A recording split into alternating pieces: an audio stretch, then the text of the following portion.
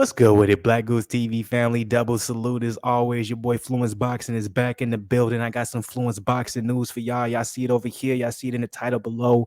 Jose Zepeda versus Regis Prograis. We finally got a confirmed date for the purse bid. It's happening tomorrow. Now all we have to do is wait and see who's going to be the promotional company who ends up bidding the most so they can get broadcasting rights. My personal opinion, I think it's going to be ESPN and Top Rank who wins this. But of course, let me not say too much before we get into the nitty and gritty of the details of this article, but because obviously they can educate me on some information that I may not have, and I'm just speculating when I talk before getting into it. But hey, let's be real, man. The speculation is what makes y'all motherfuckers love this shit. Or maybe I'm wrong. You hear me? Either way, I'm going to speculate. I'm going to predict. I'm going to say what I think is going to happen. And then, of course, if I need to be corrected, then correct me. I have no problem with that, man. I love that shit. So with that being the case, like I said, I think ESPN Top Rank will win the purse bid. We'll see Jose Zepeda versus Regis Prograis on Top Rank. ESPN, when the fight does happen for the WBC title, which is going to be absolutely amazing for Regis Prograis because the 140 division is on fire right now. The 140 division is on fire simply because the 135 division is on fire. The 130 division is on fire. And all these guys, when it comes to 130 to 140, can kind of move up, move down if need be. Like a lot of these big name guys can move up, move down. You see Ryan Garcia in his last fight, he moved up to 140. You see Teofimo Lopez in his last fight, he moved up to 140. And remember, guys, Jose Zepeda was not supposed to fight Regis Prograis originally for the WBC title. I will find out who it was. I have him on the top of my head, but it's slipping me for some reason. So that's why I'm going to get the details to correct that. But it wasn't supposed to be Regis Prograis. Something happened where the original opponent dropped out. Now we have Regis Prograis stepping in. Prograis was so blessed. He was actually very upset. He did not get the original fight with Jose Zepeda for the WBC title. So him being inserted into it, he's like, man, this is a beautiful thing. Because I think Regis Prograis, man,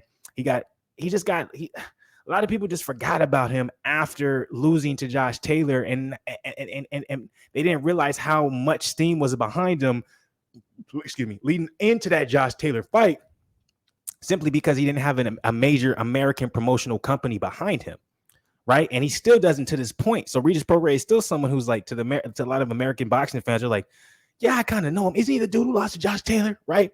And a lot of American fans don't really like Josh Taylor. So it's like it's definitely not a good look when it comes to Regis Prograis and the way he decided to come up, because it's very similar to kind of, if you look at the Demetrius Andrade or the Tevin Farmers, Regis Prograis, his first kind of real like introduction into the mainstream boxing was World Boxing Super Series, which was more so enjoyed and watched by fans outside of the U.S. So if you're in the U.S., you know who Regis Prograis is, even though he's a Louisiana boy, he's an American kid, he's from the States. His promotional companies, for the most part, have been based outside of the U.S. So he has fans outside the U.S., but his fans inside the U.S. are like kind of like hit or miss. So I think if this does end up falling on Top Rank on ESPN, that'll be very good for Regis Prograis, especially if he does short work of Zepeda. I'm not saying that's going to happen. I'm just saying Regis Prograis is one of those guys at 140 where we should be paying a lot more attention to him, giving him a lot more love. He should be having a lot more notoriety, in my personal opinion, because his skill set is through the roof. Jose Zepeda is a very good opponent as well. I believe he's undefeated as well. I've never seen Zepeda fight. I'll be 100 with you. I've seen his brother, but I've never seen Jose himself. But I do believe it's going to be a good fight. So now, with all that being said, let's get into the nitty gritty of this joint. Let's get some of the details that I just said to you guys ironed out, specified, a little more accurate. You know what I'm saying? Because, a lot of times before we get into this thing, I'm just kind of talking my talk because I love to talk my talk. You know what I'm saying? Y'all feel me? All right. Much love, people, man. If y'all come up in here before I get into the nitty gritty of the details, man, hit the like button, subscribe to the channel, roll to 5K before we get before the end of the year. Notification gang, and then comment on this joint. You already know what it is, but let's go ahead and get to this article, man. Let's get some of the motherfucking details straight. Jose Zepeda and Regis Prograis are preparing to collide for the vacant WBC junior welterweight title. Their handlers, however, weren't as prepared to close the deal for the ordered fight. BoxingScene.com has confirmed that the WBC has scheduled a purse bid to determine promotional rights for the aforementioned title fight. The Mexico City-based sanctioning body will conduct a session on Tuesday, which is open to all WBC registered promoters. The development comes as a 30-day negotiation period expired without the two sides able to come to terms for what was the second fight ordered to crown a new WBC 140-pound titleist. Zepeda was previously due to meet former WB.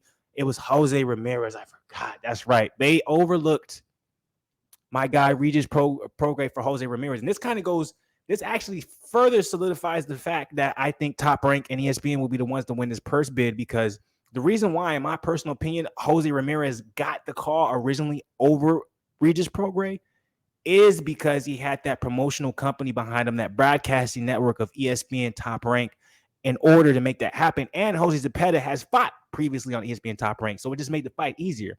Once Jose Ramirez wasn't able to do it, they pushed Regis Prograis in there. I think that's the big reason why there wasn't any. They weren't able to come to agreement before the purse bid, was because I just think Regis Prograis, his promotional company, doesn't have enough firepower behind them to be like, well, yeah, we demand this and this is what we want to make happen. They just don't. So that's my personal opinion. Zepeda was, so I said that. The belt became vacant on July 1st when Scotland's Josh Taylor relinquished the crown in lieu of a mandatory title defense against California's Zepeda. So I wasn't necessarily wrong. Y'all don't know. I did a couple takes of this. So a reason I was like, they were supposed to fight Josh Taylor, but Josh Taylor pulled out. And that's why I was all over the place originally when I was making some of these videos. You guys aren't going to be able to see it, but I was talking about, okay, Zepeda was supposed to fight Taylor. Taylor dropped out. Now we have Regis. I forgot about Jose. So originally it was supposed to be Zepeda versus Josh Taylor. Zepeda was Josh Taylor's mandatory.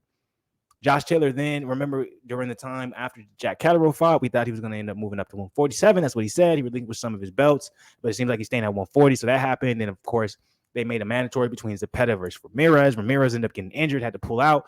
And now we have Regis Prograis. And remember, Regis Prograis was calling for this fight since day one. Everyone overlooked him simply because obviously his promotional company isn't that strong. He's not with a very strong promotional company. Remember, Josh Taylor is with ESPN Top Rank. Jose Ramirez is with Oscar De La Hoya and Golden Point Promotions. Like, these are powerful promotional companies compared to what Regis Prograis is with. You feel me? So I'm gonna move forward a little bit. The WBC has just received a letter from Josh Taylor's attorney in which he confirms his decision to relinquish the WBC Super Lightweight Championship. WBC truly regrets having lost so much time and having mandatory contender Jose Zepeda frozen, as well as other fighters in the division. As the sanctioning body moves swiftly to order the next fight, with Ramirez ranked number 2 in the WBC 140-pound division. The former unified titleist worked his way back to contention following a 12-round win over Jose Pedraza, which now doesn't really seem like a big deal because Comey and Pedraza went to a draw. So in March, with hopes of next facing Zepeda for what was anticipated to be the vacant WBC title. The way out ultimately left him unavailable, as he due to marry his longtime girlfriend Marcel later this year, which is why he dropped out. The development led to a stall in talks with Zepeda, by which point Ramirez agreed to step aside, with the intention being the first challenger in line for the new titleist. Prograis was a number 3 contender, reaching that point after scoring a 6-round knockout of Belfast Tyrone McKinney in March. The former WBA titleist from the greater Houston area by the way of New Orleans was also in the hunt for the vacant WBA title, only to lose out on the opportunity as Dominican Republic's Puello will now face Batira Akhmadev on August 20th, which he did win that fight. I was not lost for Prograis, who prior to Sunday was by far the best junior welterweight in the world. That changed with Ramirez's graceful exit from the order WBC fight, as a 33-year-old Southpaw had a chance to become a 2-time titleist. He previously had the WBA title, claiming the belt in the 6-round knockout of Kirill Relik in April 2019. And obviously, he ultimately lost the majority decision to Taylor in 2019 during the World Boxing Super Series. So, Regis Prograis, man, the way I look at it, if you guys didn't see, man, Leon Edwards just had a beautiful win over Kamaru Usman. I see Regis Prograis kind of like a story like that, where it's like he's like when he lost to Josh Taylor, everyone kind of just threw him to the side, because he didn't really have a strong promotional company. Everyone knew how good he was. And so because of that, he was too high of a risk for most fighters and too low of a reward, because a lot of people didn't know him in the States, but he's from the States. This is going to be his opportunity to shine. This is going to be his opportunity for a lot of guys in the States to be like, okay, I'm paying attention, right? So I'm hoping he really makes utilization of this. I'm really hoping that, when it comes to the purse bid, obviously we didn't get any details on who may, end up winning the purse bid. I'm still going to stand by Top Rank and ESPN winning it.